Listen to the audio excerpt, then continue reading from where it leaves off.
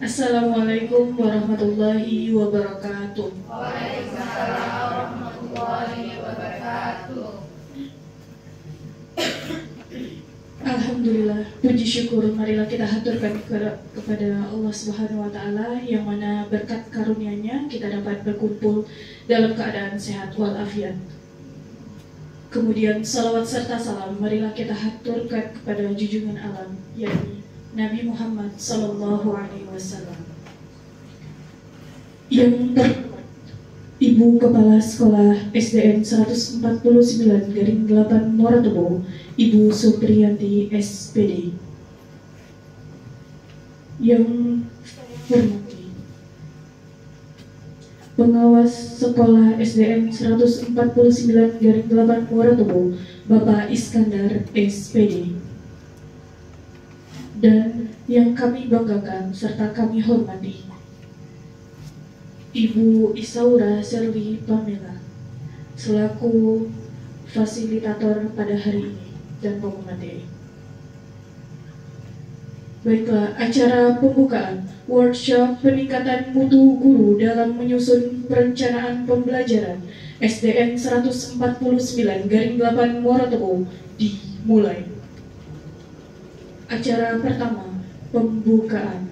Marilah kita buka acara ini dengan mengucap basmalah. Bismillahirrahmanirrahim. Acara yang kedua, pembacaan doa kepada Bapak Muhammad Akbar SPDI. Kami persilahkan.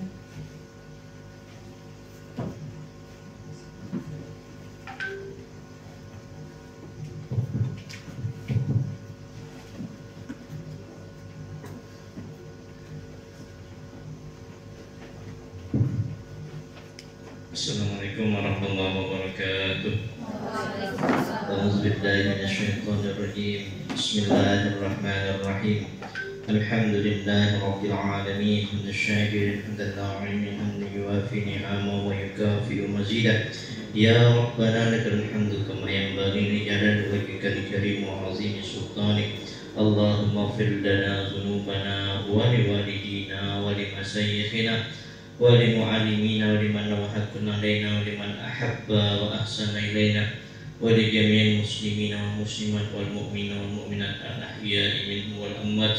اللهم إنا نسألك علما نافعا ورزقا طيبا وعملا متقبلا.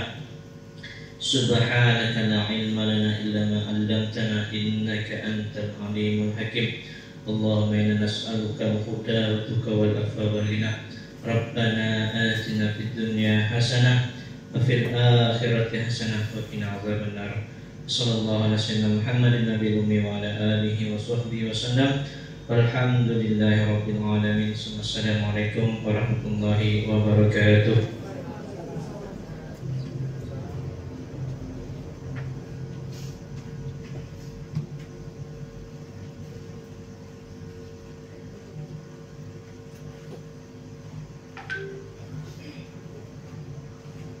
Acara selanjutnya, kata sambutan dari Pengawas SDN 149/8 Moratebo kepada Bapak Iskandar SPD. Disilahkan.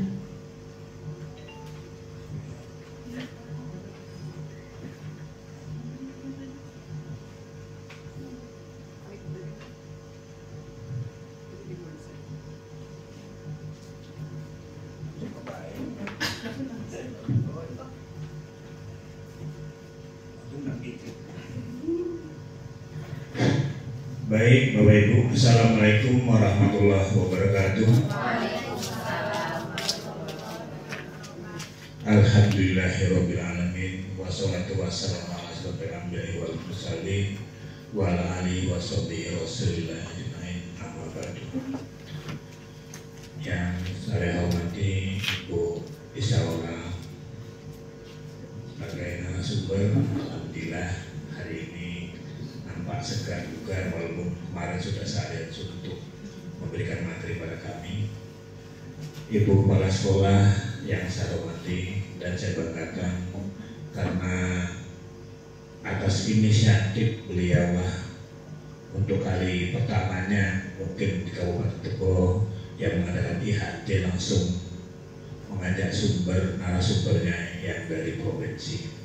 Sekali lagi saya mengapresiasi dan memberi reward kepada Ibu Kepala Sekolah yang telah berusaha memaksimalkan program Sekolah Merdeka ini. Selanjutnya Bapak Ibu Majelis Guru yang saya banggakan, mudah-mudahan hari ini kita semuanya mendapat syafaat dari Allah Subhanahu wa Ta'ala, sehingga pelaksanaan kegiatan ini benar-benar membawa hasil, karena hari ini anak-anak sudah hadir. Kita mestinya bisa memanfaatkan waktu yang sebaik mungkin ini, karena anak-anak yang sebenarnya harus mendapatkan hak yang semestinya. Hari ini kita mengalahkan mereka demi kita meningkatkan kualitas kompetensi kita, mudah-mudahan ke depannya dan bisa melaksanakan kurikulum merdeka ini dengan baik. Selanjutnya, salawat dan salam bersama-sama pula kita hadiahkan kepada junjungan alam Nabi besar Muhammad Sallallahu Alaihi Wasallam dengan lafaz Allahumma sholli ala sayyidina Muhammad wa ala ali sayyidina Muhammad. Semoga kita mendapatkan syafaat beliau di yaumil akhir nanti. Allahumma amin. Bapak Ibu Majelis Guru yang saya hormati dan Ibu narasumber, sekali lagi saya mengucapkan terima kasih atas kesediaan Ibu Isyaura meluangkan waktunya demi mengikuti menuruti kehendak kami yang siap hadir, walaupun beliau harus bertahan untuk beberapa hari, mungkin hari ini yang di sini. Ya, mudah-mudahan pada hari ini keberkahan itu membuat kita semuanya dengan berharap kita bisa menimba ilmu sebanyak mungkin kepada Ibu Isyaura sebagai narasumber untuk membuka tabir apa itu sebenarnya kurikulum merdeka dan proses pelaksanaan itu gimana, yang diawali dengan asesmen diagnostis sampailah pengelolaan dan sebagainya, nanti sampailah finishingnya kalau sempat kejar. Mudah-mudahan nanti kronologis itu dari awal hingga akhir akan terbuka tabirnya. Selanjutnya pada Ibu Kepala Sekolah, saya sekali lagi mengucapkan terima kasih dan mengapresiasi tinggi dan memberi reward. Semoga kegiatan ini bisa juga dilaksanakan untuk sekolah-sekolah penggerak lainnya seperti SD 18, SD 147. Di Kecamatan Tegutengan ada 3 sekolah, SD 149, 118, kemudian SD 147. Kebetulan yang wilayah saya ada 2, ini dengan SD 18. Yang saya di SD 147 itu Pak Teman. Dan mudah-mudahan untuk sekolah penggerak dan kurikulum merdeka khususnya di Kecamatan Tebo Tengah bisa terbuka tabirnya dan kita tidak ragu-ragu lagi untuk melaksanakan kurikulum tersebut. Oleh karena itu nanti silakan Bapak Ibu bertanya sepuas-puasnya apa yang mengganjal dari pekerjaan Bapak Ibu semuanya ketika di kelas bertemu langsung dengan anak-anak, bagaimana mengelolanya. Jadi jangan ragu-ragu lagi karena Ibu Saura ini orangnya welcome, ya, nggak ada batasan-batasan yang formalitas tuh kayaknya Ibu Saura ini, makanya kami memilih Ibu Saura ini karena orangnya welcome, ya. Jadi mudah-mudahan dengan welcome-nya Ibu bisa membantu kami dalam kesulitan-kesulitan mengelola manajemen kurikulum merdeka ini. Itu saja yang perlu saya sampaikan. Sekali lagi ucapkan terima kasih pada Ibu Isyaura dan Ibu Kepala Sekolah dan Bapak Ibu Majelis Guru yang mempunyai semangat luar biasa, ya, semangat luar biasa, guru-guru hebat. Apalagi yang muda-muda ini Bu, banyak kami yang lulus P3 tahun, 6 orang. Alhamdulillah mereka masih segar-segar, masih produktif. Karena itu dan beliau ini mereka ini baru mengalami beberapa perubahan kurikulum. Baru sekarang yang inilah kurikulum merdeka ini yang hal yang baru. Jadi saya lagi ucapan terima kasih dan saya akhiri dengan billahi taufiq wal hidayah. Wassalamualaikum warahmatullahi wabarakatuh. Waalaikumsalam.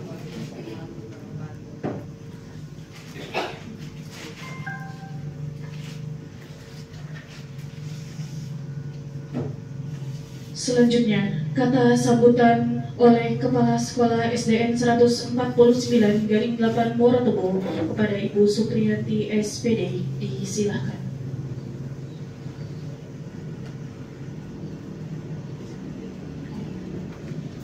Assalamualaikum. Bismillahirrahmanirrahim. Innalhamdulillah Allahumma shalli ala sayyidina Muhammad wa ala alihi sayyidina Muhammad. Rabbi sholli sadri wa yassir li amri wahlul 'uqdatam min lisani yafqahu qawli. Rabbil zidni ilman warzuqni fadlan. Assalamualaikum warahmatullahi wabarakatuh. Waalaikumsalam warahmatullahi wabarakatuh.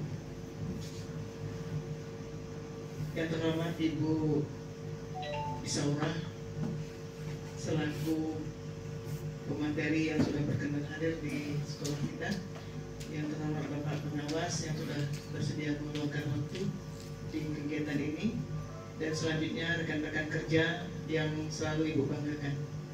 Pertama, mari kita bersyukur karena hari ini kita masih diberikan kemudahan, diberikan kesehatan, kemudian juga diberikan, mudah-mudahan diberikan rahmat dan hidayah untuk menyerap ilmu hari ini, dan kita berkumpul di sini dalam keadaan sehat walafiat. Kemudian selawat beriring salam, mari sama-sama kita hadiahkan untuk junjungan alam Nabi Muhammad SAW dengan ucapan Allahumma shalli ala sayyidina Muhammad wa ala alihi sayyidina Muhammad. Semoga sekolah kita SD 149 bukan cuma eksis di sini, dan insya Allah kita mendapatkan syafaat nanti di yaumil hisab nanti, dan kita bertemu dengan Ibu Isaurah, bertemu dengan Pak Iskandar juga di sana, semuanya dalam keadaan terbaik. Amin ya rabbal alamin. Pertama yang mau saya sampaikan adalah terima kasih saya pada Ibu yang sudah meluangkan waktu, yang harusnya kemarin sudah kembali ke pangkuan Ibu Pertiwi, Bapak Pertiwi, ternyata di sini ditahan dengan kami. Mudah-mudahan Ibu bisa memberikan kami pencerahan-pencerahan yang terbaik. Kemudian perlu saya perkenalkan di sini, teman-teman di sini berjumlah 30 orang personil. Di antaranya ada security, ada penjaga 2 orang, kemudian ada staf TU, kemudian untuk guru kelas ada 16, kita 16 nomornya. Kemudian guru bidang studi ada agama 3, bahasa Inggris 2, kemudian IT 1. Nah, ini kapasitas kita di sini. PJOK ya, PJOK 2. Itu disebut tadi ya? PJOK. Gitu Ibu ya. Jadi tadi Ibu bisa bincang-bincang di sini. Ternyata Ibu ini membuat kelompok diskusi. Nah, mungkin untuk teori mungkin nanti kita di sini. Nanti untuk apanya mungkin kita pindah di situ, atau mau di sini saja Ibu? Gak apa-apa, nanti kalau mau ini nulis-nulisnya, pokoknya gak apa-apa di sini aja daripada repot. Nah, itu. Jadi mari kita sama-sama ikuti Bapak Ibu dengan keikhlasan. Itu nanti ada berapa orang yang izin nanti keluar? Ibu Ayu. 3, 4 ya. Izin sebentar Ibu karena mereka mengambil surat perjanjian P3K.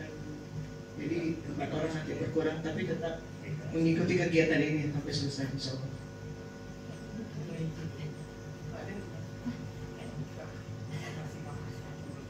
Masih bahas pramuka sampai sore. Nah, nanti kalau udah selesai kesini aja ya. Terima kasih. Begitu saja Ibu, hanya untuk perkenalan, karena waktu kita juga sangat berharga. Saya mohon kita sama-sama mengikuti ini dengan dengan serius. Ya, saya ingin mendapatkan hasil di sini. Apa sih yang menjadi bahan pembicaraan kita? Ini namanya peningkatan perencanaan pembelajaran. Ya Bapak Ibu ya, terima kasih. Mohon maaf atas segala hilaf dan salah kata. Saya tutup dengan wabillahi taufiq wal hidayah. Assalamualaikum warahmatullahi wabarakatuh. Waalaikumsalam.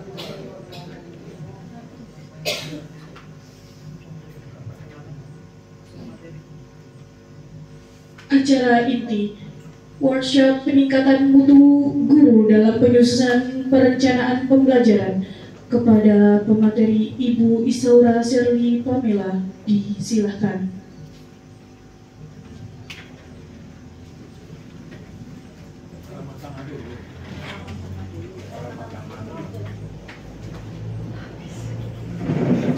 Ramah tamah.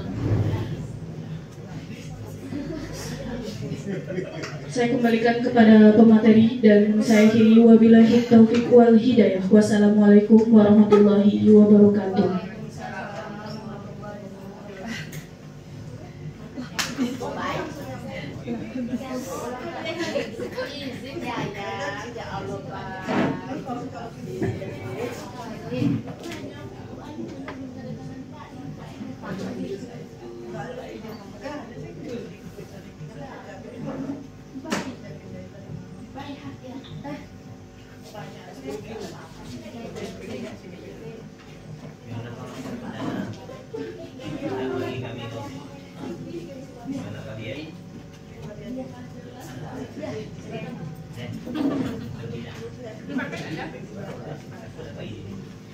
Bismillahirrahmanirrahim. Assalamualaikum warahmatullahi wabarakatuh. Waalaikumsalam warahmatullahi wabarakatuh. Bapak Ibu, perkenalkan, saya Isaura. Nanti kita akan perkenalan lebih jauh. Kalau tadi di flyernya itu foto 5-6 tahun yang lalu, jadi jangan dilihat itu size-nya masih gadis. Sekarang size-nya sudah size bersuami. Tidak mirip, Bu. Mirip.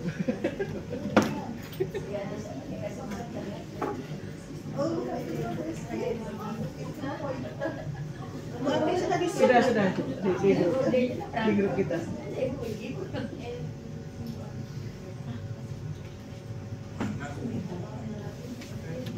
Sini Pak.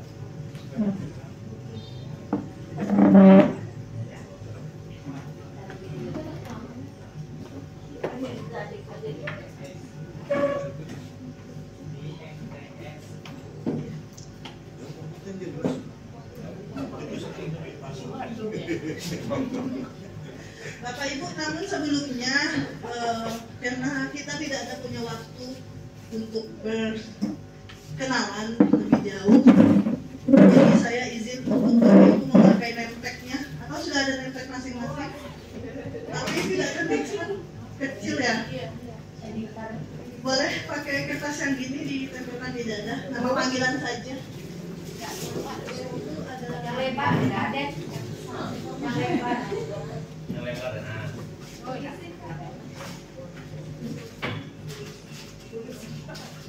Nama panggilan saja.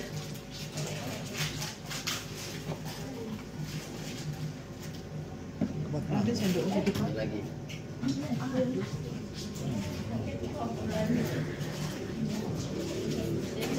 Satu.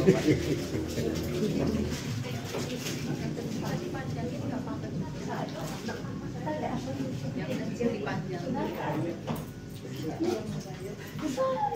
Yang kecil tadi Pak Ade dipanjang.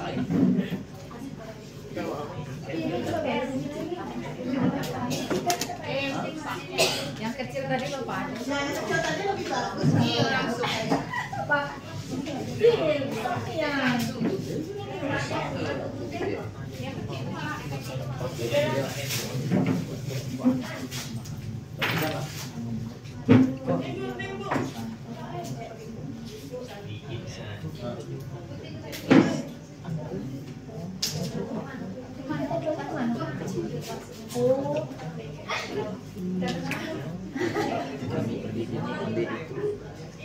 Dokumen siap cetak balik di sini.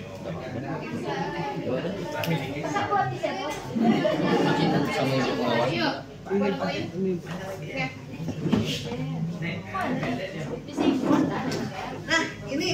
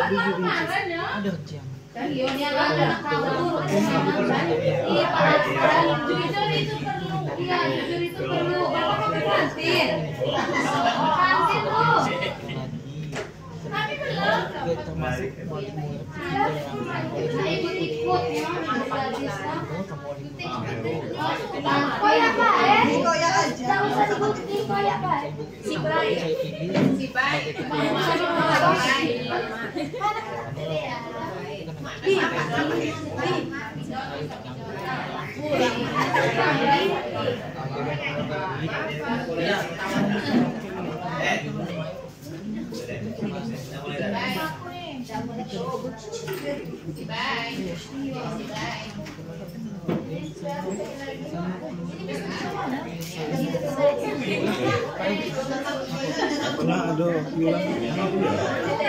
yang dapat harga itu ya? Oh, aduh, ini Bu, Iwan di Pramuka itu yang 100.000. Ya Ibu Ati, berapa aja? Belum ya? Bayar juga. Bayar dulu, bayarin. Duit banyak. Sudah selalu. Ngambil apa? Berempat gitu. Iya, berempat Pak. Pakai jadwal penentuan. Selesai sana dari sini. Iya. Ini rugi kalau mau rutin. Iya, iya Pak. Ya. Hati-hati jalan. Ya.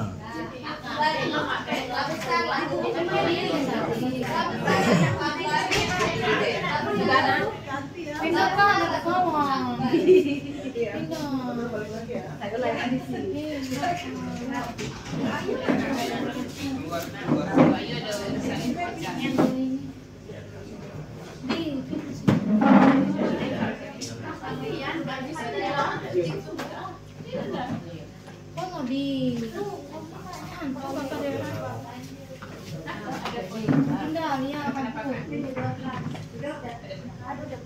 Nanti kita praktek pindah ke ruangan.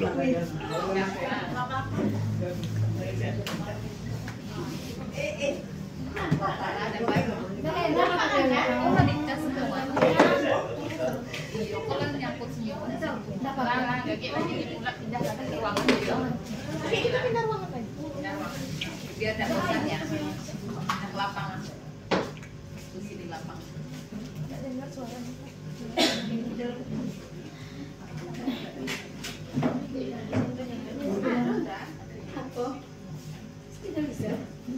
Ya, suami ke apa mau dulu? Konser mereka. Hah? Konser mereka. Orang tanya belum. Cuma pakai pawai kemarin tuh Pak. Oh gitu. Jadi olahraganya itu ya. Saking semangat dulu. Alhamdulillah dinikmati baik Mika. Ya, secara seksi.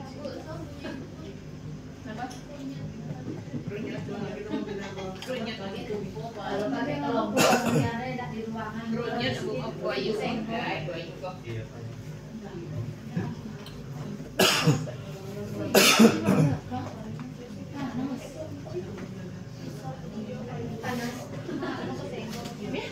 Iya, jangan nyenggol-nyenggol kakak ya masa. Ikut sini banyak. Mau nyiapin ruangan. Sudah bisa kita mulai Bapak Ibu? Bapaknya ada 2, selain Tiga.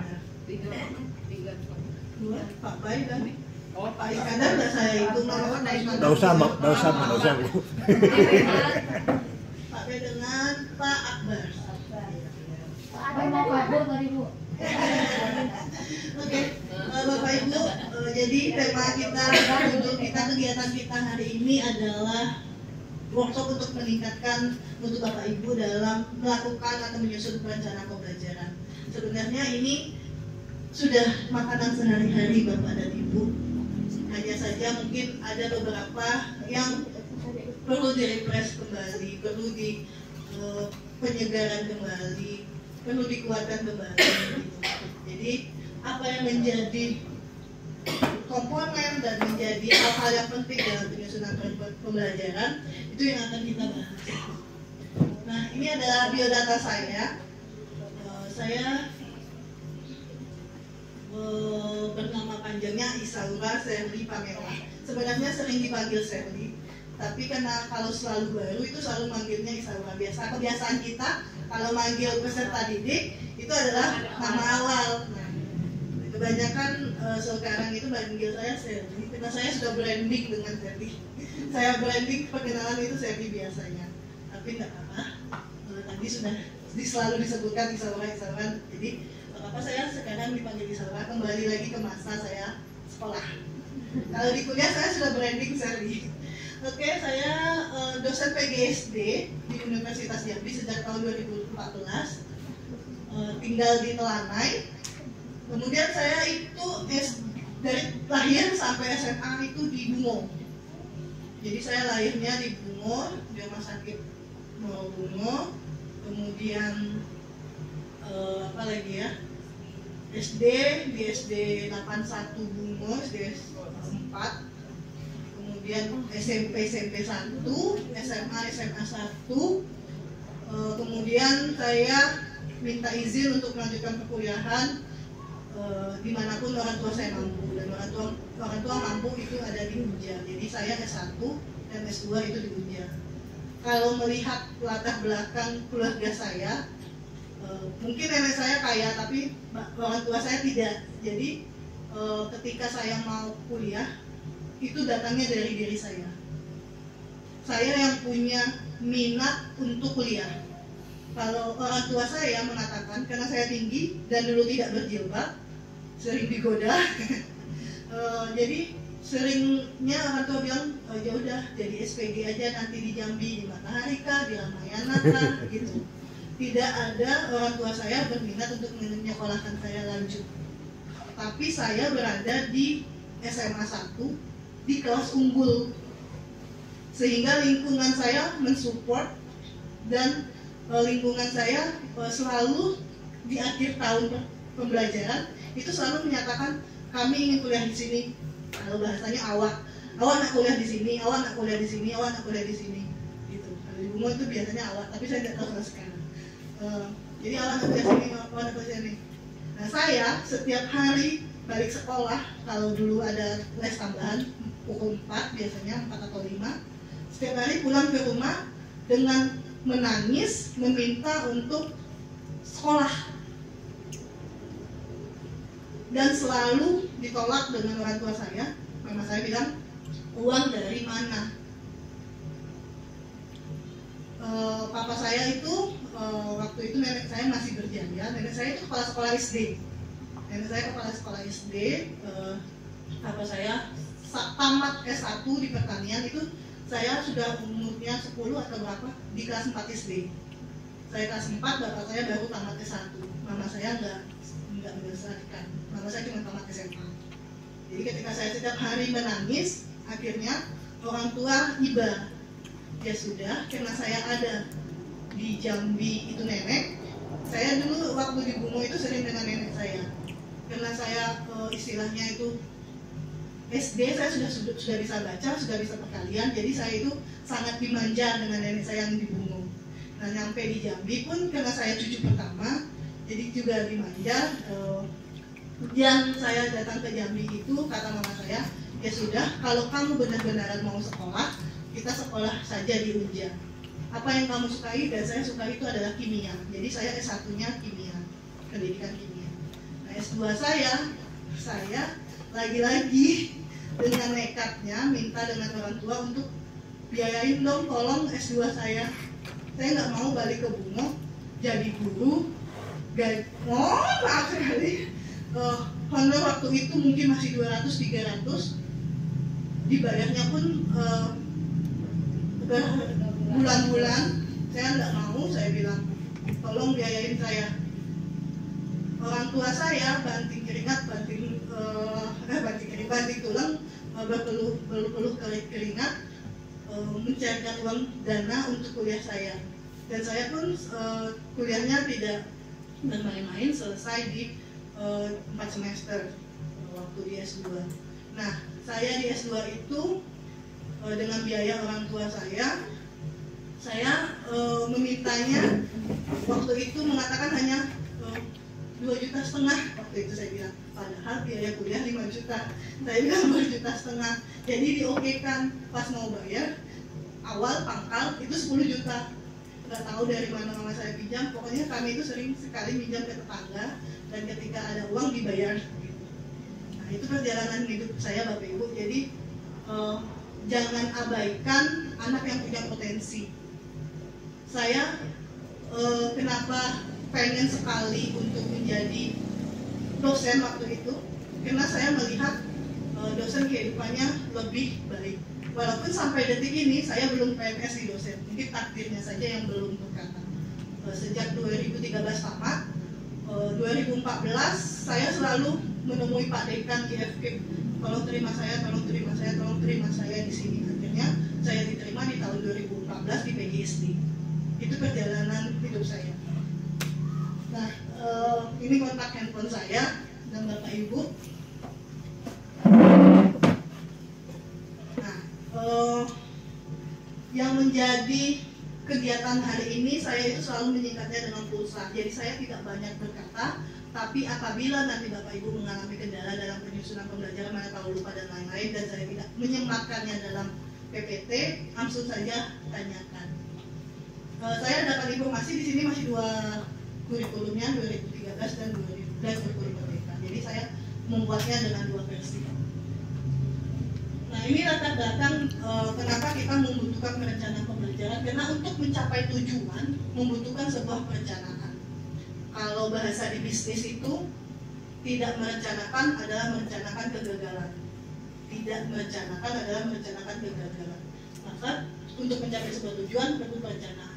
Tujuan dari perencanaan untuk menghindarkan kesalahan yang mungkin terjadi, membuat standar dalam memudahkan pelaksanaan dan pengawasan, serta membuat pelaksanaan tugas menjadi tepat dan terorganisir dengan baik.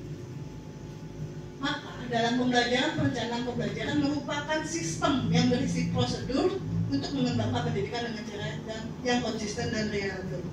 Nah, seperti ini sudah Bapak Ibu dapatkan sebelumnya mungkin di tempat-tempat yang lain. Jadi saya punya 3 tujuan setelah melakukan sesi ini. Bapak Ibu bisa mengenali istilah yang digunakan dalam kurikulum. Karena kurikulum merdeka dengan kurikulum 2013 istilah yang digunakan itu berbeda. Kemudian menganalisis komponen wajib dalam perencanaan pembelajaran. Jadi ada komponen minimal dalam suatu perencanaan pembelajaran. Saya yakin Bapak Ibu sudah tahu, tapi nanti kita mana tahu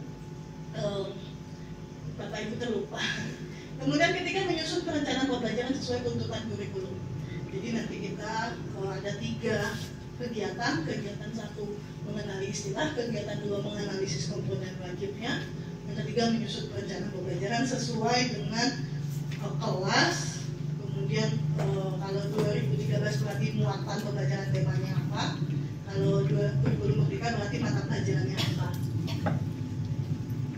Agenda keseluruhannya itu saya selalu menyingkatnya dengan pulsa pengantar yang barusan kita lakukan.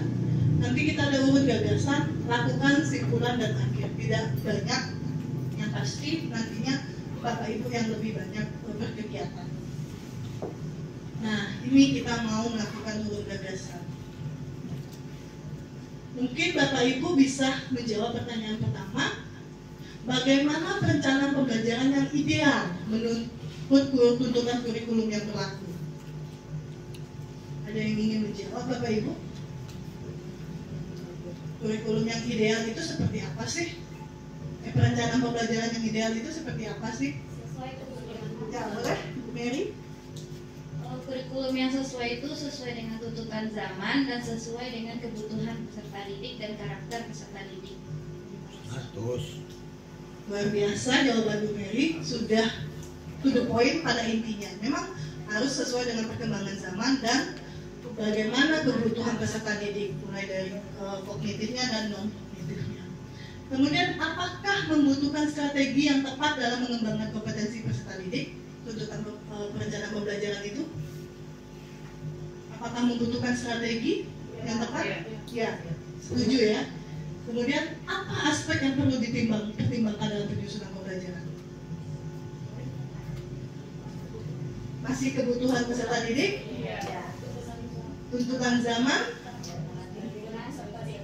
lingkungan, fasilitas, ya. Oke. Nah, ini kita sudah mulai untuk melakukan kerjanya sebenarnya. Jadi ada kegiatan satu. Ini adalah istilah-istilah yang ada di kurikulum 2013 dan kurikulum Merdeka. Nah, tugas Bapak Ibu sekarang adalah mengkategorikan yang mana kurikulum Merdeka, yang mana kurikulum 2013. Boleh seperti apa nih sistemnya? Mau ditaruh kartonnya, tuliskan biar nampak kegiatan kita hari ini. Boleh Bu Dwi bantu? Kita mau misalnya langsung berkelompok.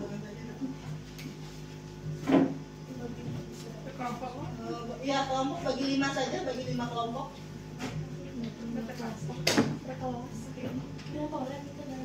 Per kelas Bu.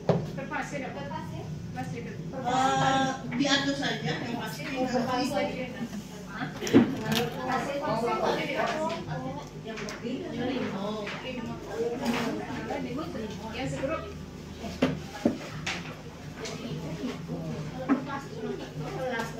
Oke, boleh diambil perwakilan kelompoknya ke depan, kartonnya dan spidolnya.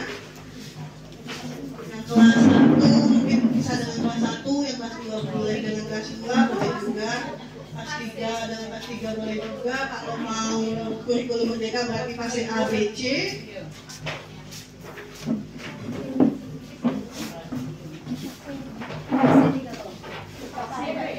Kelas B sudah ready. Kalau sudah ready boleh langsung kita berangkat ke sana. Fase A, B, C sama mapel.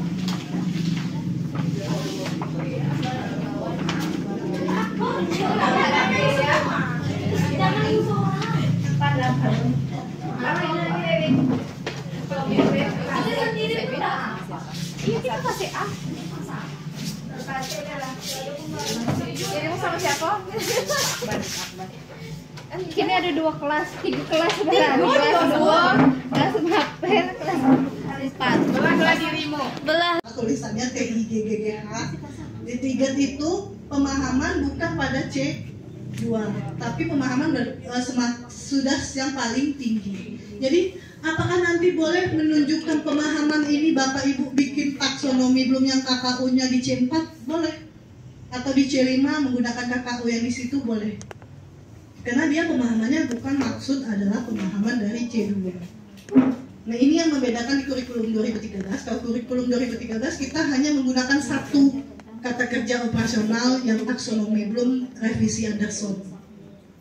Nah, ini tadi saat menunjukkan pemahaman pecahan sebagai dari keseluruhan melalui konteks membagi sebuah benda atau kumpulan benda sama banyak, pecahan diperkenalkan setengah. Nah, ada setengah dan seperempat, berarti 2.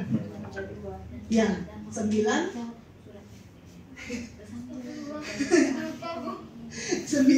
tambah 2 lagi ada 11, tambah 2 lagi ada 13. Itu untuk kelas 1 dan kelas 2. Nanti Bapak Ibu bisa dipisah, mana yang kelas 1, mana yang kelas 2. Itu baru dari bilangan Bu, Pak. Turun lagi ke aljabar, ini dia sudah menunjukkan pemahaman makna simbol matematika. Nanti dari yang bilangan, aljabar, pengukuran, geometri, dan analisis data peluang, ini kita lihat lagi elemen yang ini berapa dari elemen ini mana yang lebih dahulu, elemen pengukuran kah, elemen geometri kah, elemen aljabar kah. Itu harus diurutkan kembali. Mungkin nggak kalau misalnya dia menunjukkan pemahaman lebih dulu dari membandingkan panjang dan berat benda. Nah, mana yang duluan? Membandingkan panjang dan berat benda, atau dia memahami bilangan 1 sampai 100. Ya, itu yang harus dibuat TP-TP-nya, kemudian disusun menjadi ATP. ATP itu disusun menjadi 1 tahun. Jadi kita sudah 1 tahun, kita sudah tahu apa saja yang mau kita ajarkan kepada peserta didik kita dari ATP tersebut. Nah, sekarang kembali lagi ke fase A. Tadi ngambil bilangan, yang mana CP-nya? Sehingga menurunkan TP-nya seperti apa, silahkan.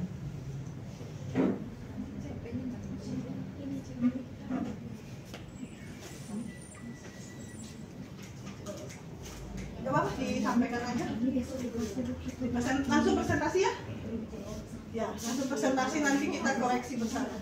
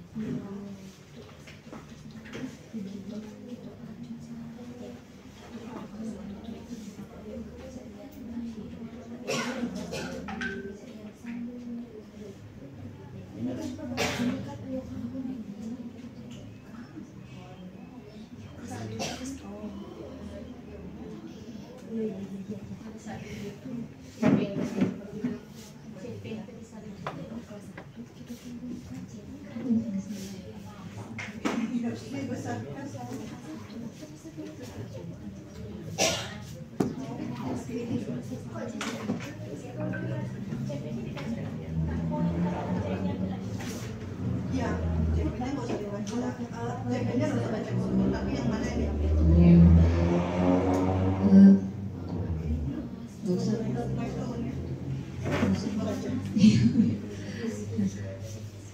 Assalamualaikum warahmatullahi wabarakatuh. Baik, kami dari kelompok fase A tadi sudah berusaha membuat, tapi betul enggaknya belum tahu. Tadi kami mengambil CP-nya, yaitu tentang mengidentifikasi dan membandingkan bilangan. Iya, 1 sampai 10.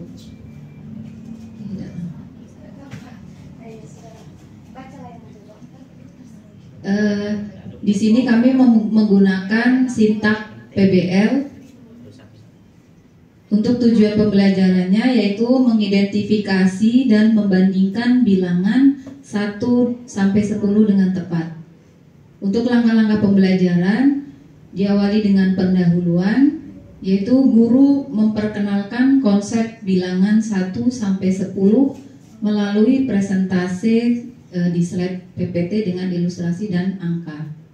Kemudian pada kegiatan inti yang pertama, yaitu sintak yang pertama mengidentifikasi masalah. Guru mengajukan pertanyaan kepada siswa, bagaimana kita bisa mengidentifikasi dan membandingkan bilangan 1 sampai 10 dengan tepat. Kemudian siswa bekerja dalam kelompok kecil menggunakan lembar kerja dengan pertanyaan yang terkait. Yang kedua, pengorganisasian penyelidikan, yaitu setiap kelompok melakukan eksplorasi mandiri menggunakan buku teks dan sumber belajar yang telah disiapkan. Kemudian setiap kelompok mendiskusikan hasil penelitian mereka dengan menggunakan papan tulis. Di penyajian hasil dan diskusi kelas, setiap kelompok mempresentasikan hasil penelitiannya. Kemudian diskusi kelas dilakukan melalui pertanyaan yang sebenarnya bisa dengan lisan, bisa juga ditulis di papan tulis.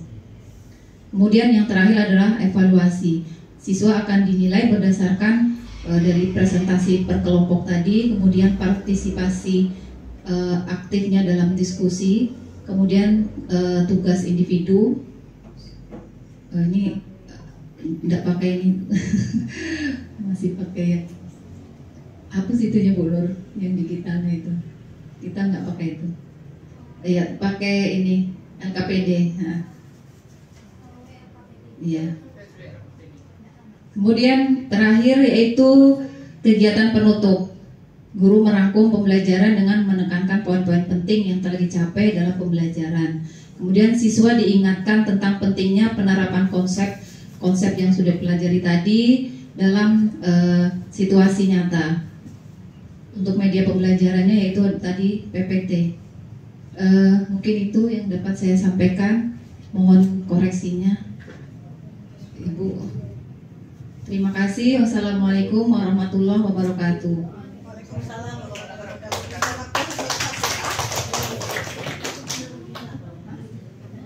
Siapa yang mau memberikan tanggapan? Boleh dari PASEA-nya, boleh dari yang lain.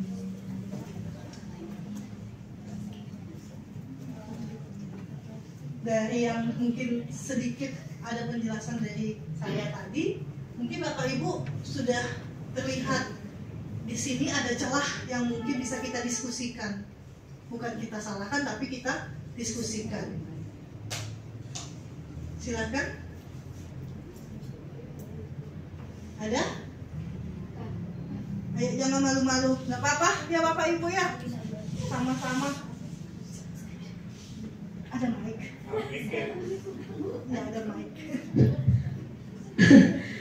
Baik, mungkin di sini cuman mau memberikan tambahan saja mungkin Bu ya, karena di sini belum nampak CP sama ATP yang Ibu bilang tadi, cuma nampak baru tujuannya gitu, mungkin itu. Oke. Kita tampung. Ada lagi?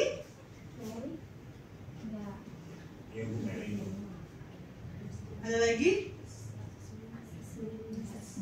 Asesmennya? Ya. Ayo, kita sama-sama belajar.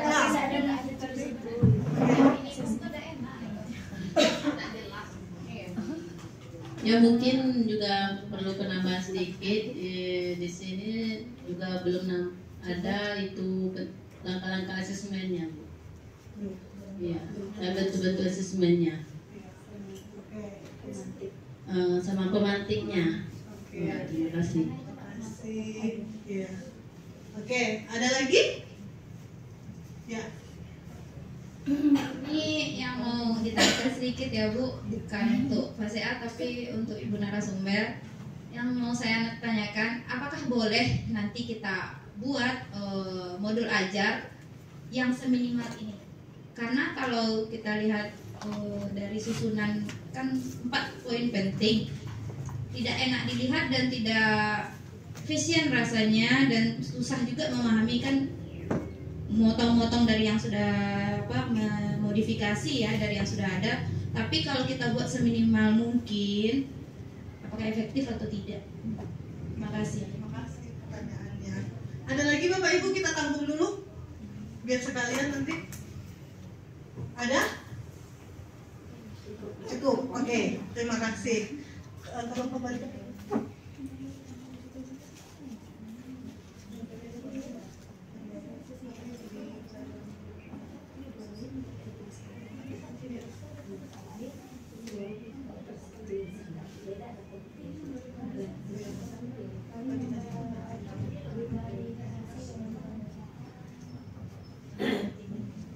Nah, kalau kita kembali ke sini Bapak Ibu, komponen minimum, saya jawab pertanyaan Ibu Mary. Jawab pertanyaan Ibu Mary, bahwasanya apakah boleh di peraturannya, di kebijakannya boleh. Jadi boleh minimum. Apakah nanti saya merasa pertanyaan pemantiknya nggak ada? Kan kalau di sini lengkap ya. Kemudian kompetensi awalnya nggak ada, pertanyaan pemantiknya nggak ada, hanya ada tujuan, kegiatan, asesmen dengan media. Mana nih medianya? Oh, medianya di sini ya, bagian sini media disebutnya, tempat kerja dan lain-lain. Nah, hanya ada itu. Apakah boleh? Di kebijakannya boleh. Itu untuk mengurangi administrasi mungkin dan lain-lain. Nah, kalau misalnya Ibu rasanya enggak puas, nggak apa ngerjain yang komponen modul versi lengkap, lebih bagus malahan, lebih baik gitu. Jadi kalau misalnya tadi saya minta untuk koreksiannya, kalau yang tadi ini cuma komponen minimum yang saya minta, kenapa? Karena biar tidak terlalu lama. Kalau kita buat FPP itu nggak cukup waktu 1 jam, walaupun kita rame-rame keroyokan. Kenapa minimum? Biar tahu saja. Di sini ada tujuan, ada langkah, ada asesmen, dan ada media. Kita kembali ke slide-nya fase A. Nah, di sini kita lihat identitas itu pasti otomatis ya Bapak Ibu ya. Identitas itu pasti otomatis. Di sini ada tujuan, ada langkah, ada media. Yang tidak ada adalah asesmen. Jadi yang di sini yang kurang adalah asesmen. Nah, saya ingin tadi ada yang melihat di sini. Ada 2 kata kerja. Ya, ada mengidentifikasi, ada membandingkan. Di sini ada 2 tuntutan yang kita buat. Nggak boleh, karena tujuan itu tetap harus 1. Jadi bikin saja di sini 2. 1 mengidentifikasi bilangan, 2 membandingkan bilangan. Berarti harus ditulis 2 gitu ya. Harus ditulis. Pas dari menganalisis CP tadi harus sudah dari TP dan HTP-nya sudah ada. Ya, dipisah. Jadi tidak boleh dalam 1 TP itu pakai 2 kata kerja. Nah. Kemudian di sini di langkah-langkahnya pakai PBL itu belum terlihat kelompoknya ngapain.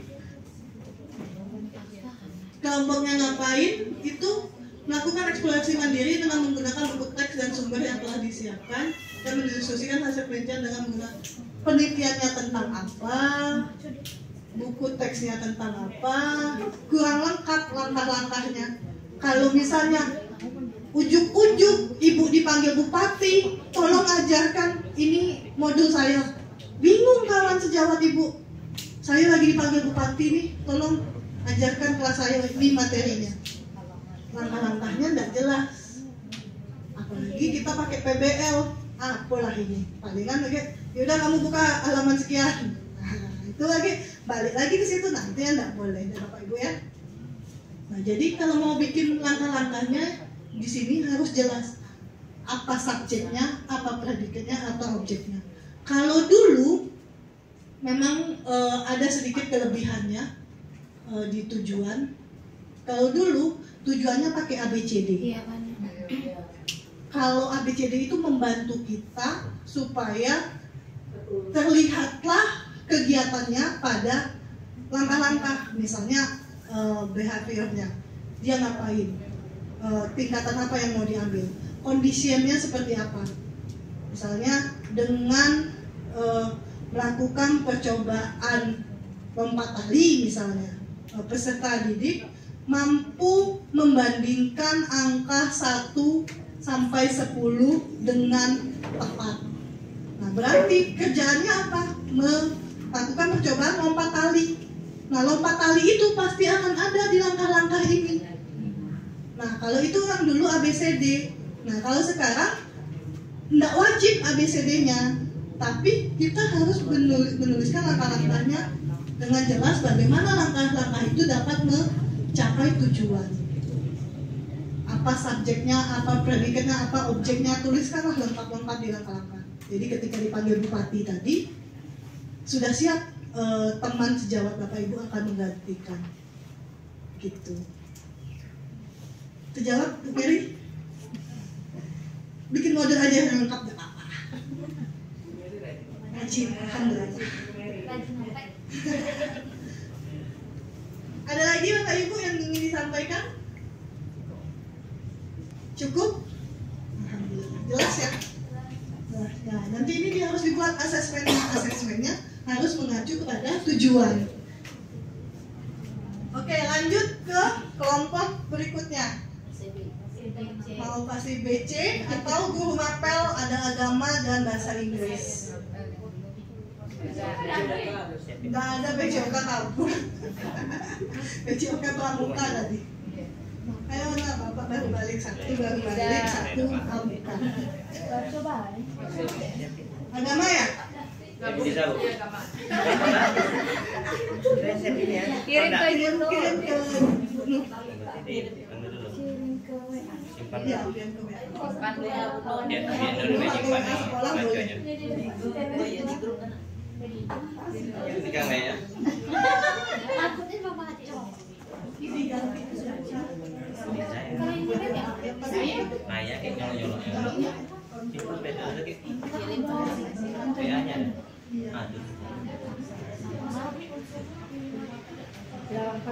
Helm hujan.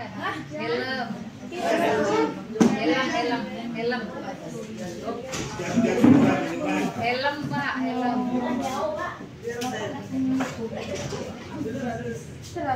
Ayo. Ibu ayo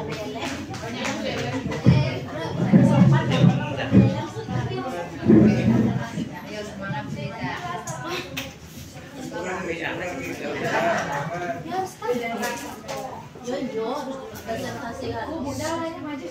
Udah sudah tadi. Udah sudah. Pengen dengar suara Ibu Liza. Benar 100.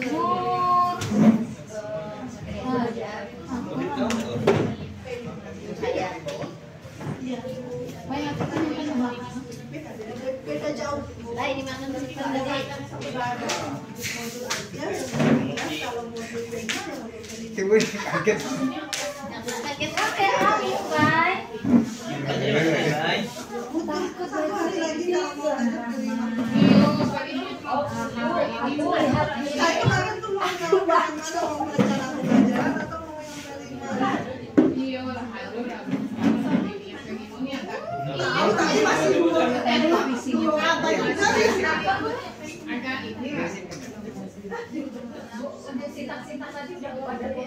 sintaksnya itu belum begitu jelas mau ngapain apa. Ya kalau tempatnya ya. Anak-anak mau ngapainnya, masalahnya apa, itu belum tetap gitu. Berarti itu langkah-langkahnya harus jelas-jelasnya gitu. Nah, apa misalnya nanti sini mau ngapain lagi? Berarti di langkah-langkah tadi kita yang ini. Misalnya pembagian masalahnya apa harus disebutkan.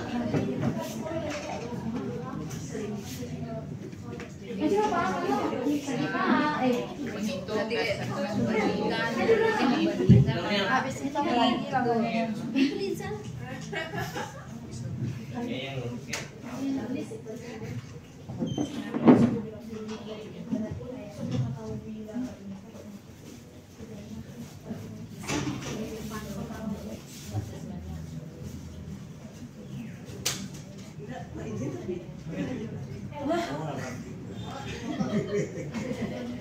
Oke, lanjut Bapak Ibu ya. Ya.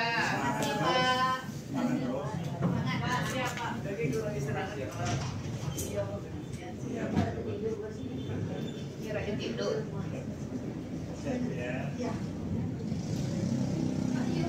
Ya, boleh bayang gitu.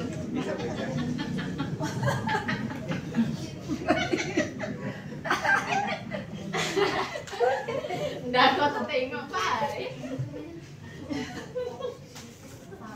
Santai Pak. Sumpah Pak. Ya lah kalau ada marah itu ya. Kamu belajar.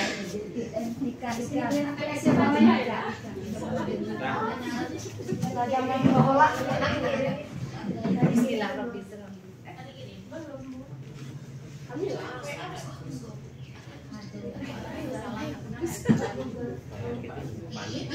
Oh, baik hati panjang gitu.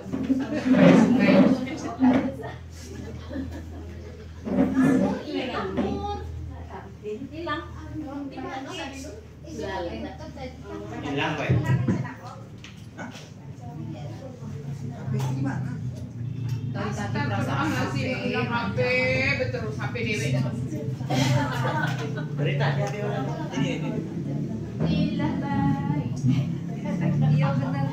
Baik, tidak fokus lagi nampaknya. Tadi lah HP, sekarang lah HP. Baru sampai. Bola HP itu masuk kantong. Bilang Kiki suruh lagi ganti Kiki. Bismillahirrahmanirrahim. Assalamualaikum warahmatullahi wabarakatuh. Baik, terima kasih kepada Ibu pemateri sebelumnya yang telah memberikan kesempatan kepada kami untuk mempresentasikan apa yang telah kami buat. Dan sebelumnya saya minta kepada teman-teman nanti untuk memberikan perbaikan terhadap apa yang telah kami buat ini, karena apa yang kami buat ini itu masih konsep menurut kami gitu. Baik, modul ajarnya pendidikan agama Islam dan budi pekerti. Modul ajar 1, TP-nya memahami huruf hijaiyah dan harokatnya. Ada harokat fathah, kasrah dan dhammah. Lanjut bawah benar-benar. Elemennya Al-Quran hadis. Dimensi profil pelajar Pancasilanya beriman, bertakwa kepada Tuhan Yang Maha Esa dan berakhlak mulia, gotong royong, mandiri. CP-nya peserta didik dapat mengenal huruf hijaiyah dan harakatnya, huruf hijaiyah bersambung dan mampu membaca surah-surah pendek Al-Quran dengan baik.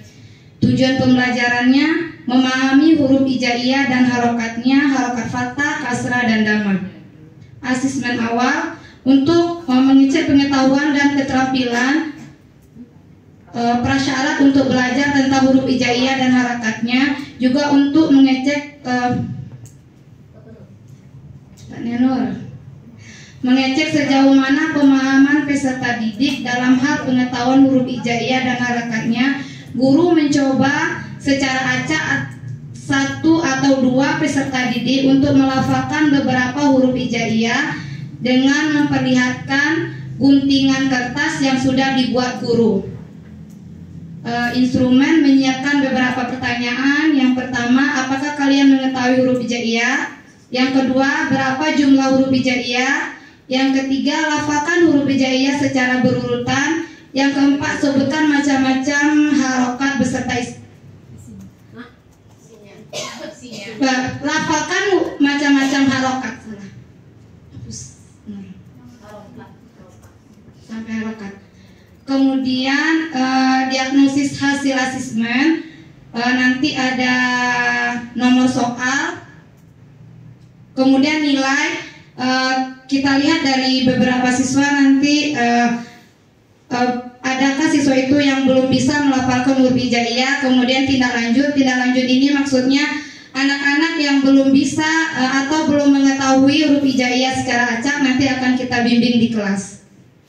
Lanjut, pemetaan penguasaan kompetensi peserta didik hasil asesmen awal. Nanti kita lihat kompetensi dan lingkungan materi itu mengenal huruf hijaiyah. Sudah berapa persen nanti siswa-siswa kita yang di kelas 1 itu yang sudah tahu huruf hijaiyah, dan yang belum mengenal huruf hijaiyah juga mengenal harakat atau tanda baca huruf hijaiyah. Itu di asesmen awal. Kemudian ada langkah-langkah kegiatan pembelajaran. Pertemuan pertama kita bahas cuma KKTP 1 dan 2, hanya tentang huruf hijaiyah, Bu. Kemudian kegiatan pendahuluan, peserta didik menjawab salam pembuka dari guru, dilanjutkan dengan pembukaan pembelajaran oleh guru. Peserta didik memimpin doa bersama yang dilanjutkan dengan membaca Al-Quran bersama. Di sini Al-Qurannya itu surat-surat pendek dalam juz 30.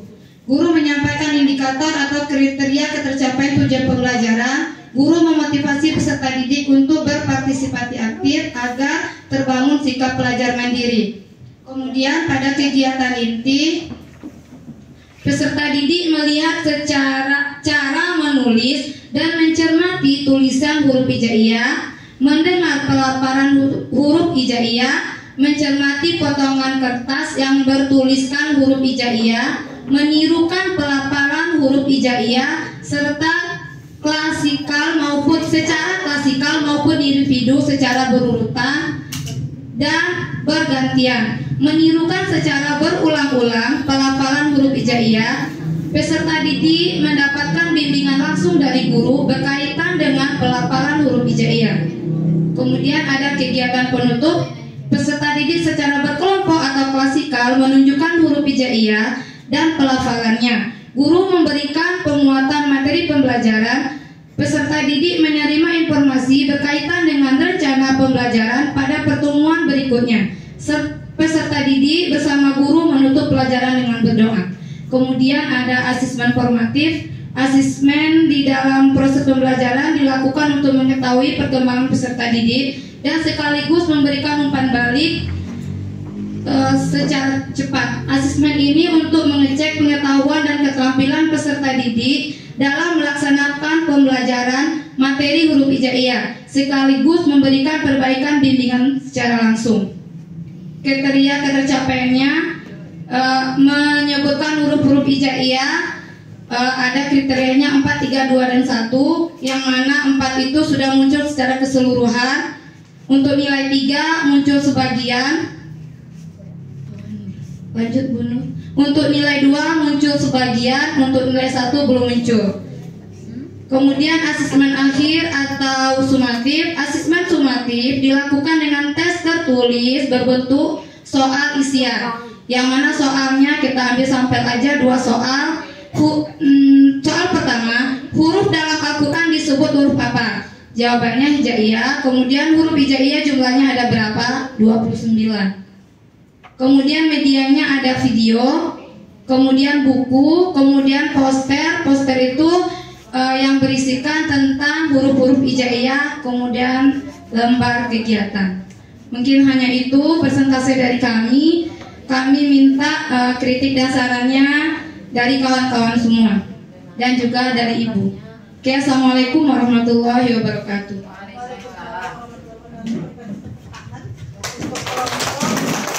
Apel agama. Nah, ada yang ingin memberikan masukan? Ya Bu, di atas Bu. Di atas di bagian TP masukkan dulu. Ya. Terus harusnya kata Ibu tadi kan? Assalamualaikum warahmatullahi wabarakatuh. Kembali kepada Ibu tadi, Ibu menerangkan TP itu memahami huruf hijaiyah dan harakatnya. Seharusnya dan itu kan bisa jadi 2, memahami huruf hijaiyah. Apa harus 1 dan harakatnya apa bisa gitu Bu? Dan harakatnya. Kembali kepada Ibu tadi kan kayak gitu. Makasih. Terima kasih. Busung. Ya. Yang tidak boleh itu adalah tata baca operasional. Kalau ini adalah kontennya, hidayah dan harakatnya. Ini adalah materinya atau kontennya. Nah, jadi yang ini memahami boleh. Tapi kalau mau dipisah, apabila dia bisa, tapi ini sepertinya tidak bisa karena agama nggak mungkin gundul huruf hijaiyahnya. Ya, betul kan? Ya, mungkin. Jadi kenapa langsung digabung?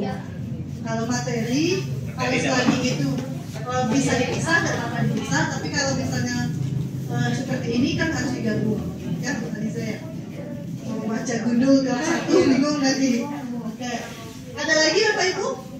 Ya, Bu.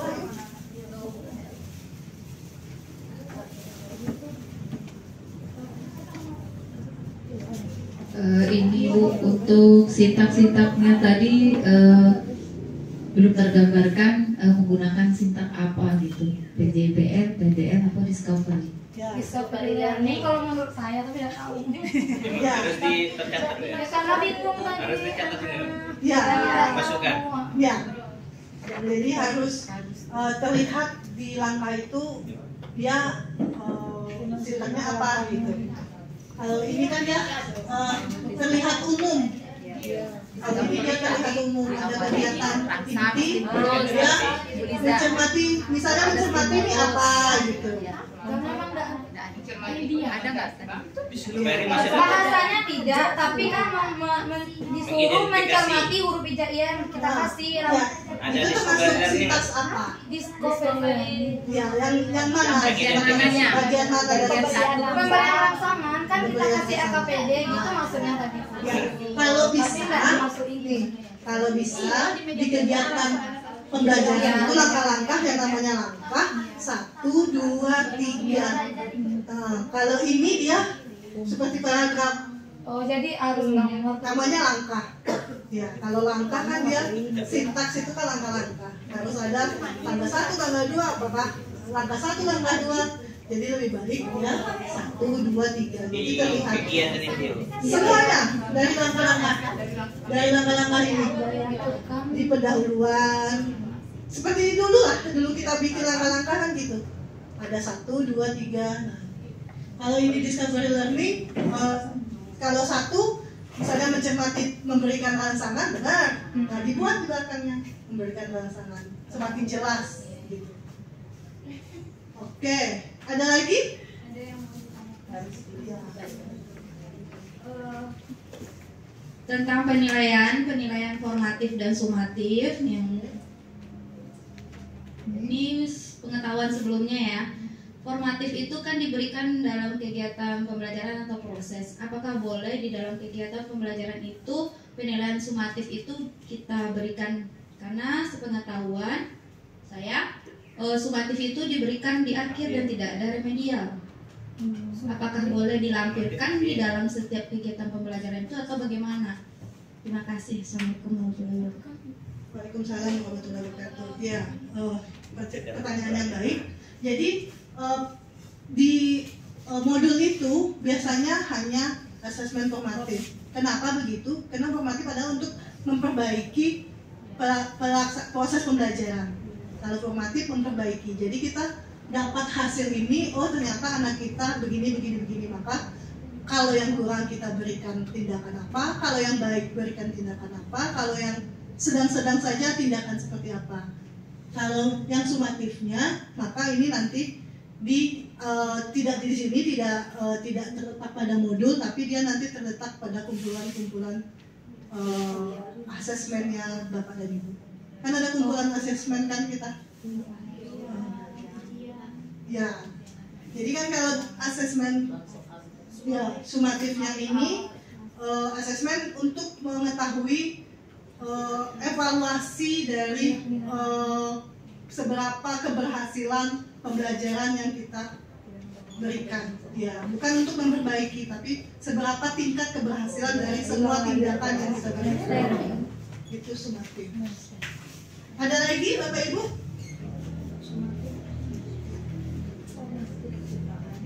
Nah, saya sedikit saja. Nah, ini bedanya kurikulum Merdeka dengan kurikulum 2013. Kalau di kurikulum Merdeka itu ada namanya asesmen awal. Asesmen awal biasanya untuk melihat sebatas mana kemampuan awal, entry behavior, kemampuan awal peserta didik. Jadi mengeceknya bukan hanya 1 atau 2 peserta didik, tapi semua. Ya. Jadi tidak boleh kita hanya cek 1 atau 2. Kalau dulu seperti apa ya? Hanya mengeceknya siapa yang bisa tunjuk tangan atau kita tunjuk beberapa. Tapi kalau sekarang enggak. Ya, di kurikulum Merdeka yang pertama muncul FSP yang pertama itu bahasanya asesmen diagnostik. Bahasanya, tetapi diganti seiring berjalannya waktu. Kenapa jadi asesmen awal? Karena kata diagnostik dianggap terlalu berat. Kalau dia terlalu berat, membutuhkan orang psikolog untuk mendiagnostik, itu butuh psikolog. Maka digantilah dengan asesmen awal. Asesmen awal ini apa saja yang diakses? Kalau materi, konten, kognitif, dia setiap pertemuan atau setiap TP. Tapi kalau asesmennya non kognitif, misalnya minatnya kemana, dianya suka apa. Kalau guru mapel minta ke guru kelas saja.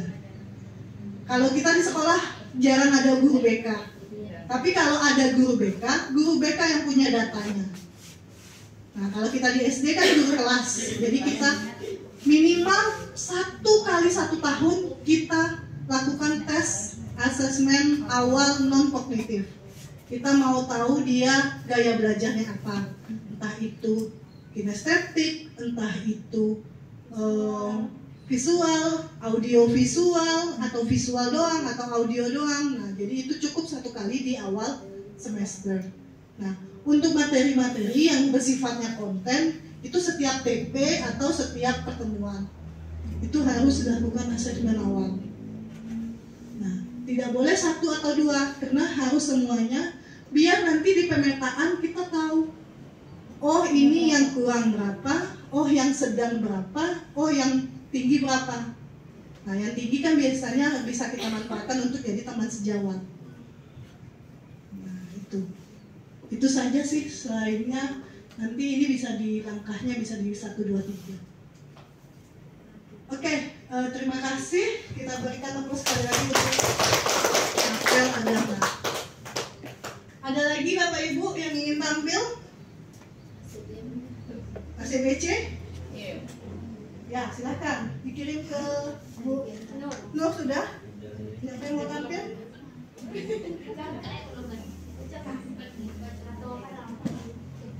Sudah dikirim? Sudah.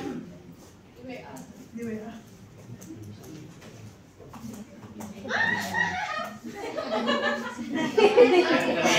Enggak marah-marah deh. Ganti background dulu. Jaga. Anak bujangga. Anak bujangga. Ngeptar kau anak.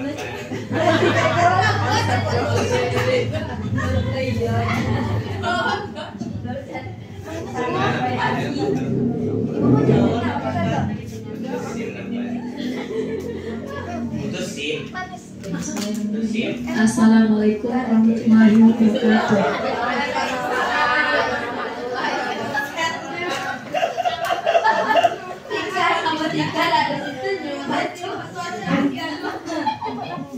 Iyo, ketika masuk. Ketika masuk kami ya.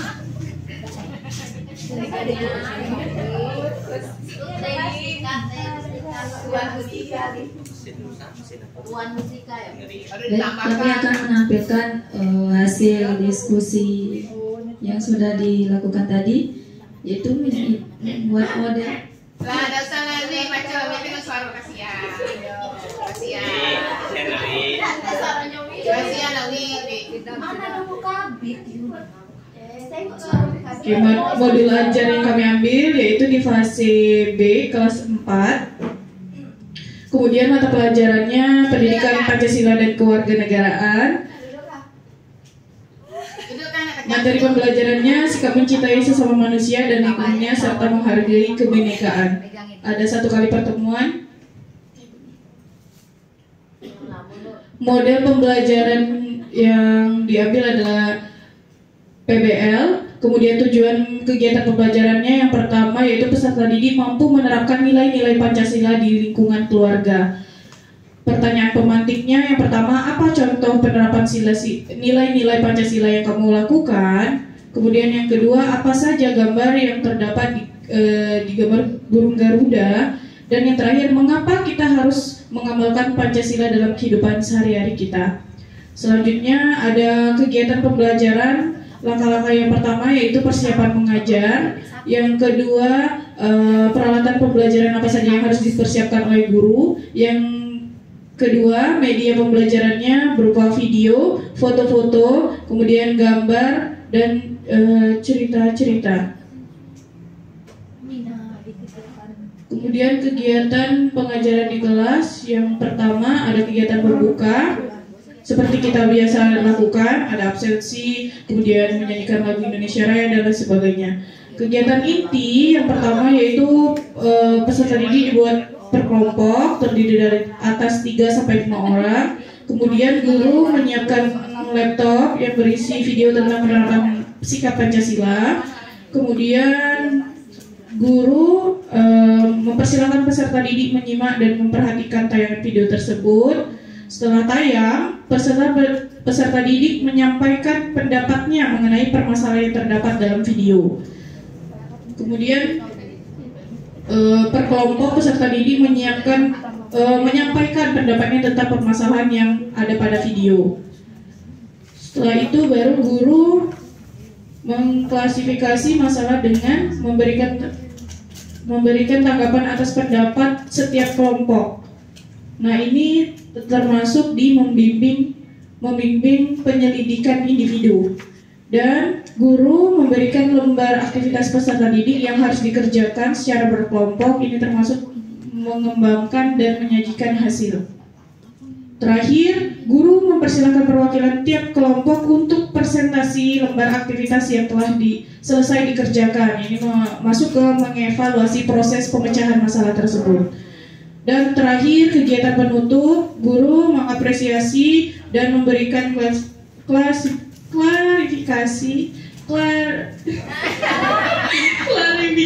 terhadap seluruh tugas yang sudah diajarkan oleh peserta didik. Ini pada umumnya sudah kita lakukan seperti biasa. Yang lanjut, Bu Nur. Kemudian asesmen atau penilaian. Yang pertama penilaian sikap. Ada pedoman penilaian rubrik sikap yang kita lihat, termasuk mana anak itu kriterianya. Ada penerapan nilai Pancasila. Adakah dia perlu pembimbingan atau perlu pengingatan sesuai dengan level tingkatan sesuai dengan jawaban anak tersebut. Oke, yang kedua penilaian pengetahuan, yaitu berkaitan dengan bentuk tulisan. Yang pertama seputar tentang teks Pancasila, menuliskan. Kemudian yang kedua menggambarkan simbol sila-sila Pancasila. Dan yang terakhir anak-anak secara umum menuliskan 5 sikap yang sesuai dengan sila Pancasila. Oke, hanya itu yang dapat kami sampaikan. Itu sesuai pengetahuan kami. Mohon Ibu bantuan masukannya.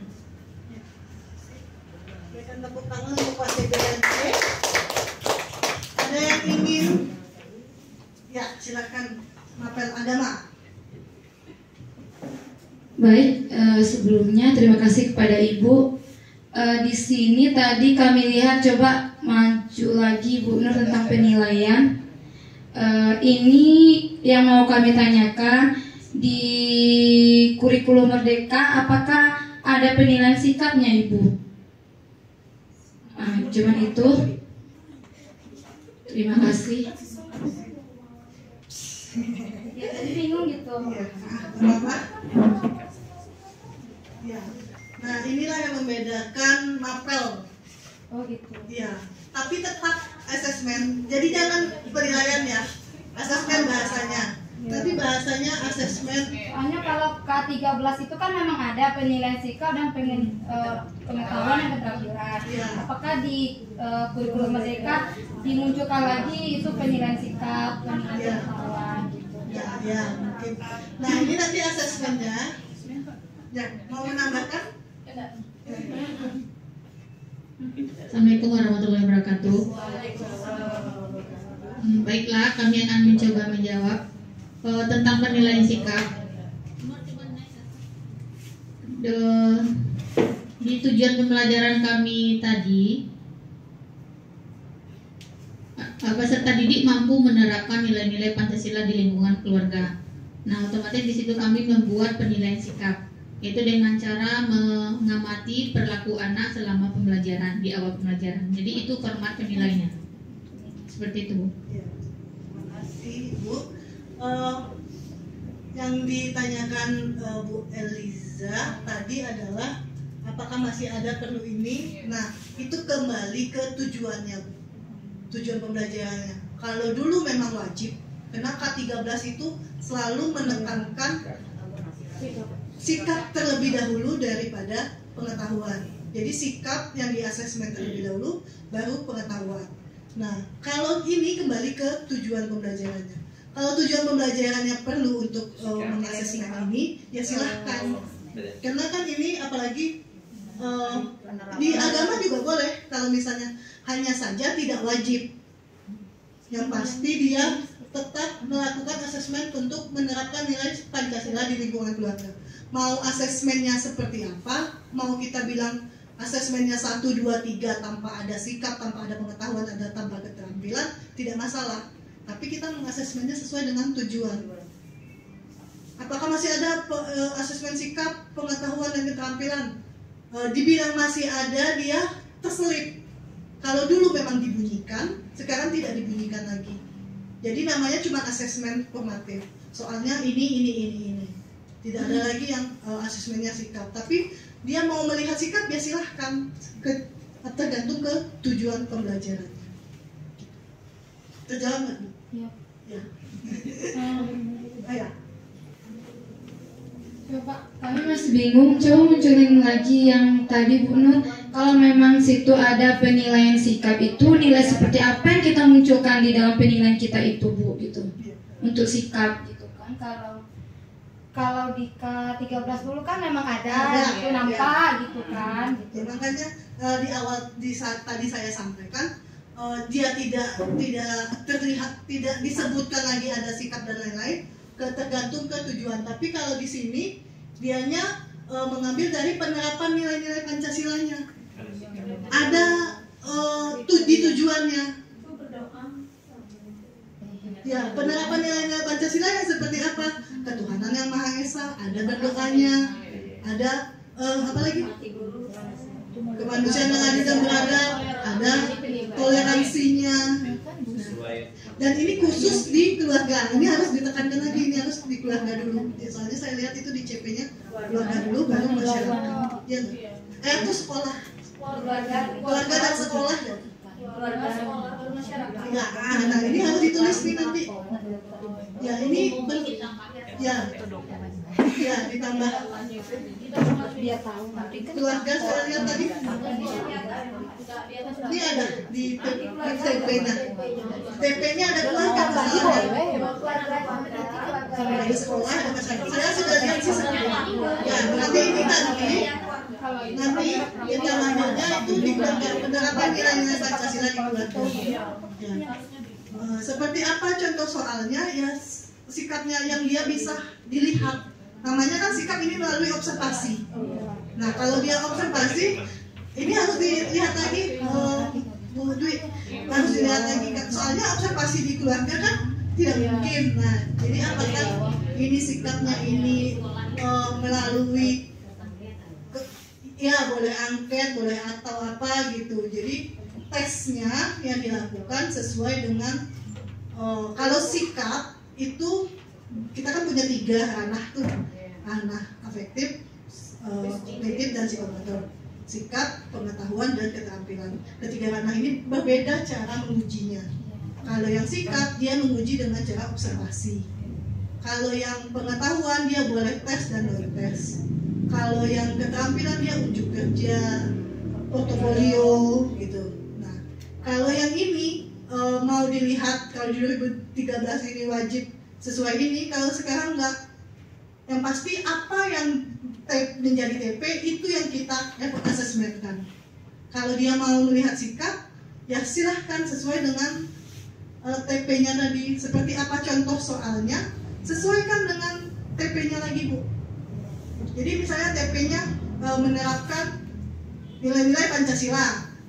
Nah, kalau menerapkan nilai-nilai Pancasila, pastinya penilaiannya adalah melalui angket kalau bagusnya, atau melalui tes. Jadi bukan sikap yang dilihat. Mungkin seperti itu menganjalnya di hati Bu Aliza, karena sikap itu dilihat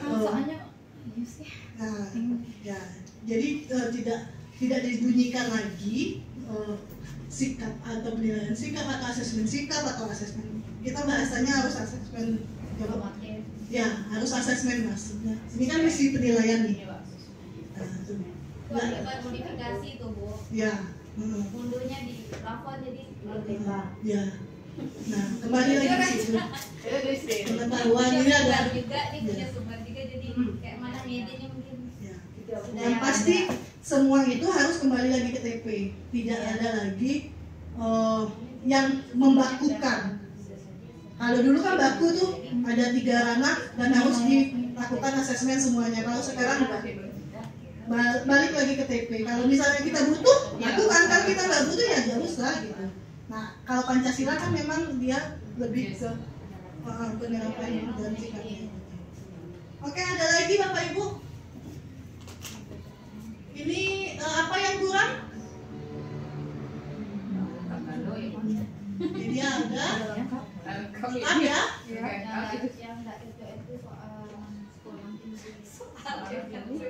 Tidak ada disebutkan kayak yang Sebenarnya tadi yang kita permasalahkan keluarga tidak. Ya, harus sesuai TP. Ini kurang sesuai TP nih, karena TP-nya di keluarga. Nah, ini yang harus dilihatkan. Oh iya, saya tadi satu. Jadi kalau PBL, yang pertama kan orientasi masalah. Yang kedua apa? Organisasi ya. Membimbing penyelidikan. Nah, kalau membimbing penyelidikan itu tiga lah, membimbing penyelidikan. Pengorganisasian. Nah, jadi orientasi masalah, pengorganisasian itu biasanya bagi kelompok. Yang ketiga membimbing. Jadi LK-nya dibagikan di membimbing penyelidikan. Jadi jangan sampai lembar aktivitas baru dibagikan di mengembangkan dan menyajikan hasil. Ya.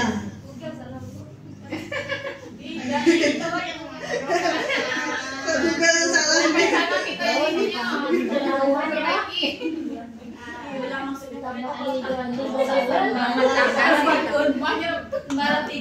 Meletakkan sintaknya. Ya. Jadi kalau guru membagikan lembar aktivitasnya baru di mengembangkan dan penyajian hasil, jadi selama memimpin dan menyelidiki penyelidikan ini apa yang mereka lakukan? Gitu. Ya, kalau ini dia tinggal presentasi saja di sini. Karena PBL dan PJBL dan Discover itu penerapannya itu memang hampir gampang sebenarnya.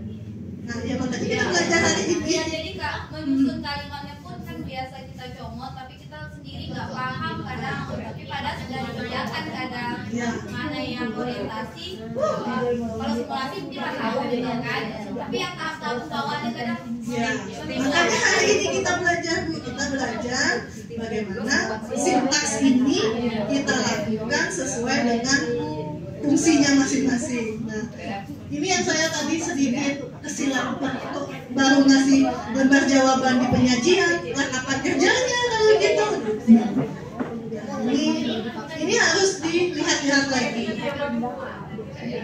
Ya, jadi kalau guru mengorientasikan masalah, mengorientasikan. Ya, ada lagi mungkin yang terlihat mempunyai celah? Cukup? Ya, cukup. Oke, terima kasih. Kita berikan terus sekali lagi untuk Bapak. Satu lagi. Bahasa Inggris. Mana? Oh iya, Bu Dia. Silakan. Itu berdua yuk. Yuk. Dua yuk. Ya.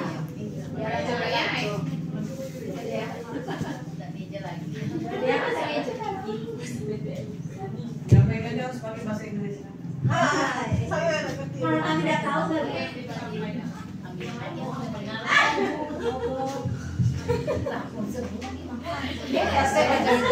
Biar lain bahasa Inggrisnya Kak. Kak Wahyu. Ini bahasa Inggris tuh. Kamu dong kan. No, yes. Itu dulu. Oke, assalamualaikum warahmatullahi wabarakatuh.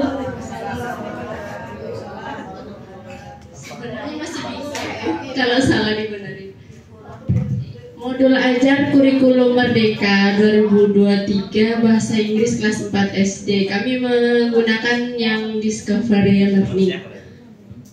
Kompetensi awalnya kami memilih anak mampu mengidentifikasi kata depan, kemudian anak mampu mendeskripsikan ruangan, anak mampu membuat kalimat dengan menggunakan kata depan atau preposition. Yang C, profil pelajar Pancasilanya mandiri, kreatif. Tujuan kegiatan pembelajaran, capaian pembelajaran menyimak, berbicara. Peserta didik mampu menggunakan bahasa Inggris untuk berinteraksi dalam lingkup situasi sosial dan kelas yang makin luas namun masih dalam prediksi atau rutin. Peserta didik mampu menggunakan bahasa formula untuk berpartisipasi dalam rutinitas kelas dan aktivitas belajar seperti menyampaikan perasaan, menyampaikan kebutuhan, dan meminta pertolongan. Peserta didik mampu memahami ide pokok dan informasi yang disampaikan secara lisan dengan bantuan visual dan menggunakan kosakata sederhana. Kemudian peserta didik mampu mengikuti rangkaian instruksi sederhana yang berkaitan dengan prosedur kelas dan aktivitas belajar dengan bantuan visual. Tujuan pembelajaran: pada pembelajaran unit 3, siswa mampu mengidentifikasi preposisi dalam konteks ruangan yang ada di dalam rumah dan dapat membuat kalimat dengan menggunakan preposisi. Kegiatan pembelajaran: pendahuluan siswa dan guru saling menyapa dalam bahasa Inggris, lalu secara tertib mempersiapkan diri untuk mengikuti pelajaran. Kemudian siswa mendapat giliran memimpin doa untuk memulai proses pembelajaran. Siswa menjawab pertanyaan dari guru seputar perasaan mereka dan kondisi kesehatan mereka di hari itu sambil melakukan presensi. Kegiatan inti: pemberian rangsangan. Guru meminta siswa untuk mengamati gambar pada halaman 22 yang ada di buku mereka. Kemudian guru mengucapkan nama-nama ruangan yang ada di rumah. Kemudian siswa diminta untuk menirukan pengucapannya atau pelafalannya. Siswa mengulang secara mandiri pengucapan pada halaman tersebut. Guru mengajak untuk menirukan pengucapan semua kata di halaman tersebut. Kemudian mengidentifikasi atau problem statement. Guru meminta peserta didik untuk mengamati alfabet yang ada pada halaman 23, kemudian memberikan contoh bagaimana menemukan nama ruangan pada huruf acak dengan cara melingkari huruf-hurufnya. Guru mengingat kembali penggunaan in, on, under, beside, and behind, serta membawa media baik gambar ataupun realita benda-benda yang ada di kelas. Guru meminta peserta didik mengamati gambar pada halaman 24 dan kemudian bertanya kepada peserta didik. Peserta didik diminta mengerjakan tugas yang ada di halaman 24. Kemudian pengumpulan data atau data collecting. Guru meminta peserta didik mengamati posisi dapur pada halaman 25. Kemudian menanyakan kepada peserta didik di mana susunan-susunannya. Guru menjelaskan bahwa saat ini peserta didik akan diajak menulis cerita berdasarkan gambar yang ada di buku mereka. Siswa diminta untuk mengamati gambar dan cerita pada halaman 26. Guru menjelaskan per kalimat dengan media atau melalui gestur kegiatan sampai pada kalimat yang ada di buku mereka. Guru membimbing peserta didik membuat kalimat, kemudian peserta didik dapat membuat kalimat secara mandiri. Kemudian guru meminta peserta didik untuk membuat kalimat lain berdasarkan gambar yang mereka lihat. Kemudian pengolahan data atau data processing. Guru mengajak peserta didik untuk menyebutkan kembali semua kosakata yang telah dipelajari di halaman-halaman sebelumnya. Pembuktian atau verification. Guru menuntut peserta didik untuk menuliskan kalimat berdasarkan gambar. Kemudian peserta didik menuliskan kalimat sesuai gambar yang ada pada buku mereka. Yang terakhir, generalization. Menarik simpulan. Guru mengajak peserta didik untuk menyebutkan kembali semua kosakata yang telah dipelajari. Kemudian siswa mendapat giliran memimpin doa untuk menutup proses pembelajaran. Siswa mengucapkan salam dan terima kasih, kemudian bersama dengan guru saling mengucapkan selamat perpisahan. Yang terakhir, asesmen atau penilaian. Kami menggunakan rubrik penilaian sikap berbicara. Nah, itu ada kriterianya dari angka 5, 4, 3, 2, dan 1. 5 itu menjelaskan Dapat nilai 5 ketika suaranya jelas dan sangat mudah dipahami. Kemudian 4 untuk mudah dipahami walau dengan aksen khusus. Yang 3 ada masalah dalam pengucapan atau pelafalan sehingga kurang jelas didengar. Yang 2 sulit dipahami dan harus diulang-ulang. 1 tidak bisa dipahami. Kemudian yang rubrik penilaian dalam berbicara. Yang pertama fluency itu kelancaran, vocabulary itu kosakata, yang ketiga gramatikal itu grammarnya atau penyusunan kata. Jika lancar rentang nilainya 1 sampai 10. Kemudian media pembelajarannya saya menggunakan alat sarana prasarana yang ada di kelas. Kalau yang contoh-contoh yang ada di kelas itu ada meja, kursi, whiteboard, kemudian ada juga membawa poster yang sudah di printer, kemudian menggunakan buku yang telah disediakan di sekolah. Oke, terima kasih. Thanks for your attention. And wassalamualaikum warahmatullahi wabarakatuh. Oke, ada yang ingin memberikan tanggapan? Tadi saya sudah terdengar bisik-bisikannya dari sini. Tangga. Ada guys. Tadi kalau bahasa Inggris semua ada pertanyaan berarti. Tapi terlihat kok. Bisa dilihat.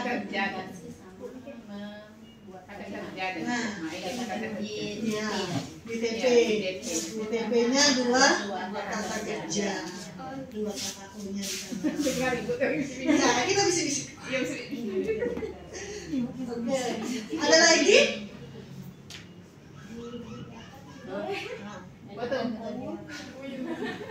Ada lagi?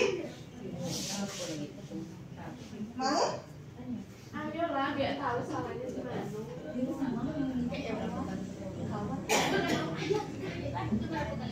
Berapa kali pertemuan ini? 2 pertemuan.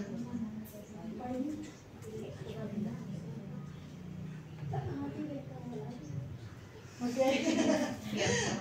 Habis? Tidak ada?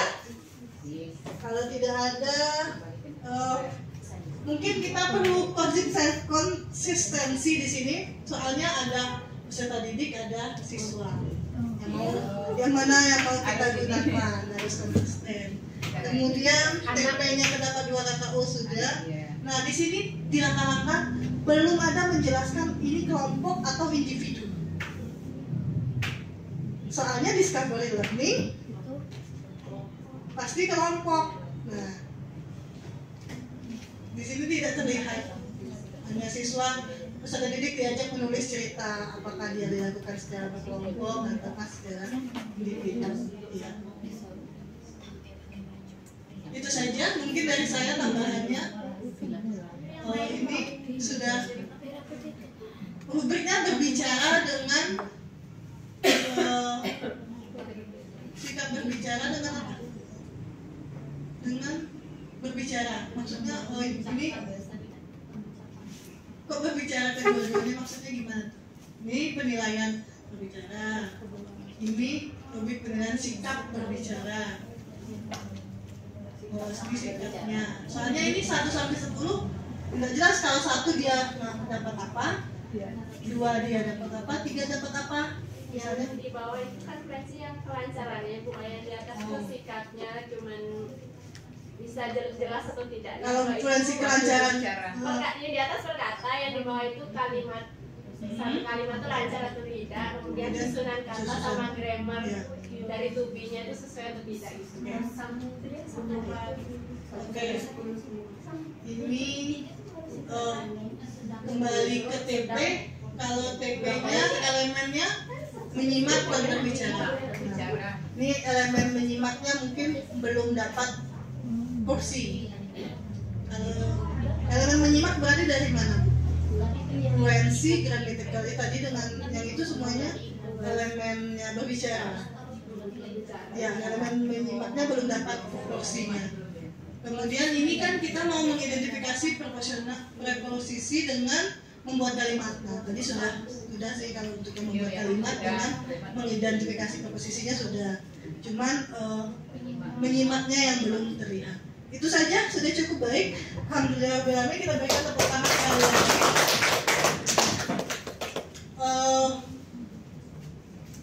Hari ini gimana Bu? 14.39.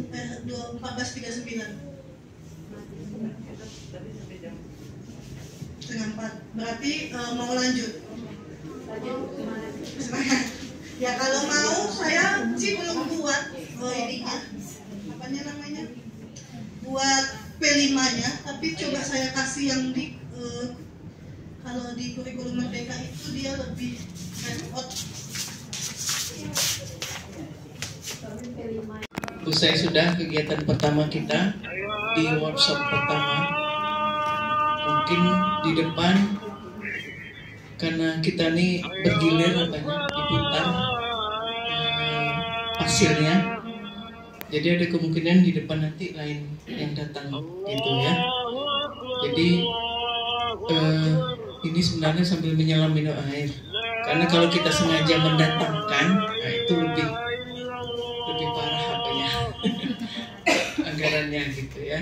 Nah, jadi semoga di hari yang singkat ini, meskipun begitu niat baik tim manajemen BOS dan Bu Ben yang sudah membuat program ini, gimana kita terusin? Tadi kita sudah ya, mudah-mudahan bermanfaat ya, karena hari ini program penyampaian materinya memang terkait ke pembelajaran awalnya. Jadi untuk P5 ini nanti ada memang waktu khusus yang memang kita materi ini yang kita kupas. Tapi tadi alhamdulillah Ibu Isaura masih berkenan memberikan kita sedikit gambaran-gambaran gitu tentang, meskipun belum detail tapi rasanya sudah memenuhi apa yang menjadi kebutuhan kita. Mudah-mudahan seperti itu ya. Bu Mary sama Ibu apa nih, Bu Elsa nih kayaknya sudah paham benar nih. Dari tadi kayaknya saya lihat dari belakang lu diskusinya olid benar. Terima kasih Bu Isaura yang sudah berkenan hadir di sekolah saya. Nah, inilah komunitas kami yang beragam, cuman tujuannya tetap satu, kami ingin belajar, kami ingin berubah, ingin melakukan perubahan. Meskipun kami menjadi sekolah penggerak maupun tidak menjadi sekolah penggerak, itu tetap menjadi PR, karena ini di rapor mutu kita memang yang dibutuhkan ini. Nah, Ibu Isaura sendiri kemarin membaca dan membuka buku rapor kita, ternyata tindakan yang penting dilakukan adalah ini, makanya ini yang diambil. Begitu ya, peningkatan kualitas. Di samping itu peningkatan kualitas kan mulai bisa dari materi perancangan pembelajaran, mungkin dari medianya atau dari teknik dan cara pengajarannya, metode dan lain-lain. Banyak, tapi ini kita ambil dari perangkat perencanaan awal. Begitu ya Bapak Ibu ya. Semoga ini bisa bermanfaat untuk kita di kelas kita masing-masing yang jelas ya. Nanti di sekitar bulan Oktober September nanti mungkin ada monef atau supervisi kelas. Nanti saya mencoba untuk datang berkunjung ke kelas. Nggak senyum kan? Senyumnya penuh arti pula. Ke kelas Bapak Ibu. Mudah-mudahan ada banyak perubahan. Selanjutnya rasanya sudah cukup waktu kita. Ibu, saya selaku pemimpin di sini mohon maaf atas segala hilaf kesalahan kami semuanya. Mungkin juga penyambutan kami atau cara kami atau ketika kami mengikuti pelajaran yang mungkin tidak berkenan, mohon dimaafkan. Ada lagi Bu yang mau nyampaikan? Ya, terima kasih. Saya sebagai pimpinan di sini mengucapkan terima kasih. Saya tutup dengan wabillahi taufiq wal hidayah. Assalamualaikum warahmatullahi wabarakatuh. Kesimpulannya,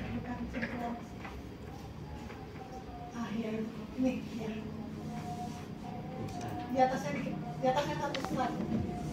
Sebenarnya tadi ada ini ya Bapak Ibu, refleksi apa yang sudah kita pelajari hari ini, pengetahuan apa yang telah Bapak Ibu dapatkan, kemudian jika diterapkan apa tantangan yang Bapak Ibu hadapi. Tadi karena kita mau nyampe P5 jadi tidak tersampaikan itu. Kemudian ada di bawahnya muatan pengembangan pembelajaran sangat dibutuhkan sehingga butuh pembelajaran yang baik. Bawahnya lagi tindak lanjutnya silahkan membuat satu rancangan kegiatan pembelajaran untuk diimplementasikan dalam kelas Bapak Ibu sendiri. Mungkin ini bisa ditagih oleh Ibu Kepala Sekolah nanti silakan dibuat sesuai dengan 3 model tadi. Jadi kita mulai membiasakan diri dengan 3 model tadi. Ada model PBL, ada model PJBL, dan model discovery.